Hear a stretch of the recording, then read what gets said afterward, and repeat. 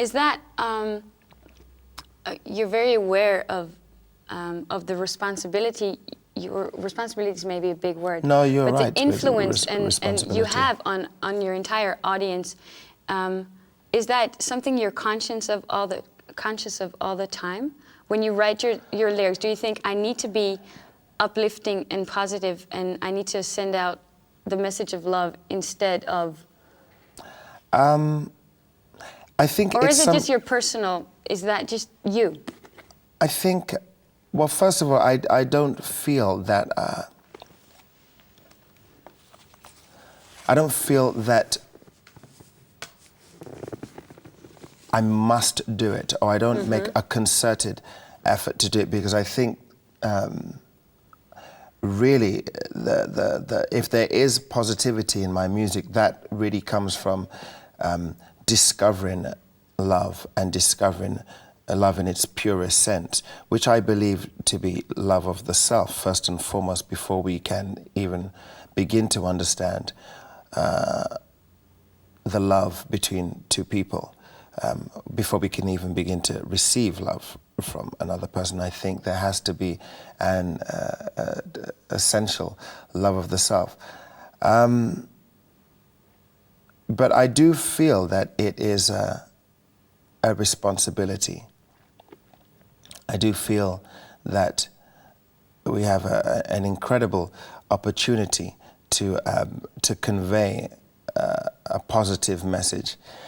And I think that's largely been brought about by the response that I've had from people. You know, I get one of the most common things that I get from fans, which always moves me in some ways, in a lot of ways, is, that song that you did, you know, it really got me through a difficult time. Or I'll speak to someone and they'll say, you know, I have this 2-year-old son and all he dances to is your music. Or, you know, or someone will write me a letter and say, you know, it really, you really helped me through a difficult stage. Like I was in New York the other week at an award ceremony, at a party afterwards, and there was a woman speaking to Rebecca, who's my manager, and she said, you know, Seal has this song, I can't remember what song it was now, but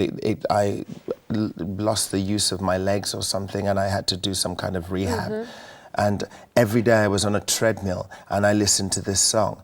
And so Rebecca said, well, tell him. And she did. She came over and she I think she was in her late 40s, early 50s. And she said, thank you for doing this and this kind of music. And I was very thankful that she shared that with me. And she went back to Rebecca and she said, well, I don't think he understands. I played his song every day.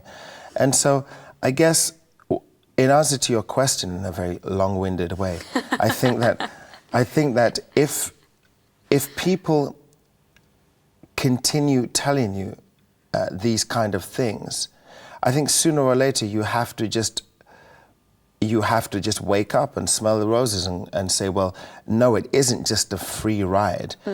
I don't have all these wonderful things in my life, you know, like a wonderful house, an opportunity to go on stage and sing because it's just a good feeling. I don't think you can take those things for granted. I think that if enough human beings are telling you that, look, you have made a difference in my life, then I think one has to assume a responsibility, or one can not assume a responsibility. I think my other alternative is to walk around blind and go, oh, okay, well, I just make this nice noise, you know, and I guess, you know, people like it and it's a nice, yeah, it is that too, but I also think that there, like you said, there is a responsibility to say the right thing, to make sure that you are conveying the message of love. Is that does that put a pressure on you, or have you found a way to use that in a positive way? Or I can imagine that it might be scary sometimes when you imagine how many people listen to your work and how many people it influences, you might think, whoa. Or can you, I mean, you must find, I kind of understand what you're saying. I think to begin with, it was a little scary. But, you know, love is a wonderful thing, and I think, if once you surrender to it, it's all powerful and all healing. And no, I don't feel really a pressure to you know, knowing that other people are influenced by my music. I think it's a gift, a wonderful blessing, the fact that I can, that I'm able to make a sound that people like.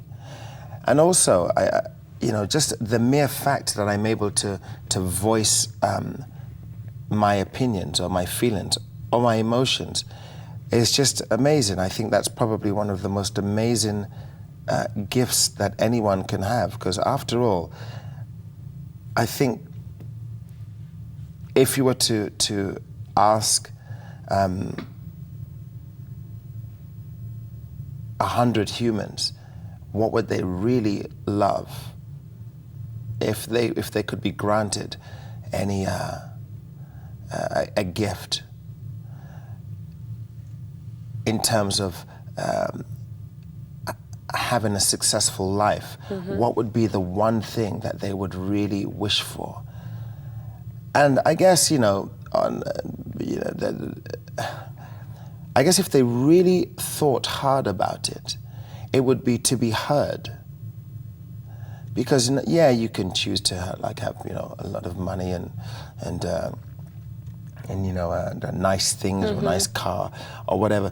But that's not really, I think, what makes people happy. I think a lot of people's frustration is that they just want to be heard. They just want to communicate. They just want to be able to say, this is what I'm feeling inside my head.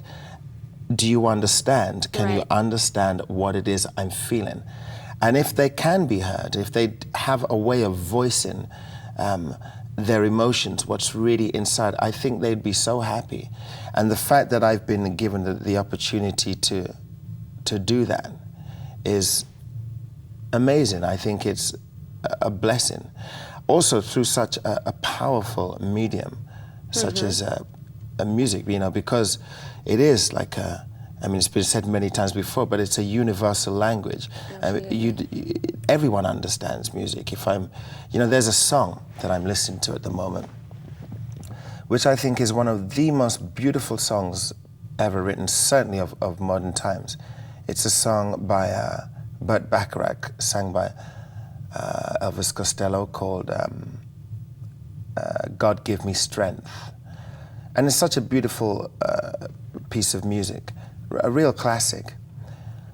And I played it to a friend of mine who's a writer for the first time. And she just started crying, had floods of tears in her eyes. And I think, and that was a similar emotion that I had when I first heard it. I remember listening to it on headphones and also having tears in my eyes.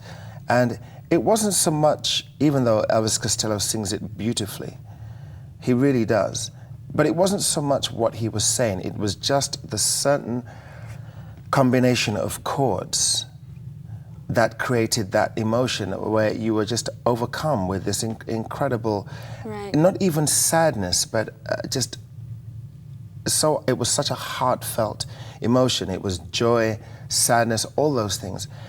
And the fact that sound can do that is just breathtaking. It's mind-blowing that sound can do that, that just a certain combination of chords can inspire that emotion in a person is something that is heavenly. Yeah, there are not many things that can do that. I'm just thinking, if I watch a movie and I'm in a movie theater, watching a movie, the sound doesn't work, the movie doesn't work. I mean, the sound is what makes you laugh, makes you cry, makes you... Yeah. Yeah. Yeah, it's amazing.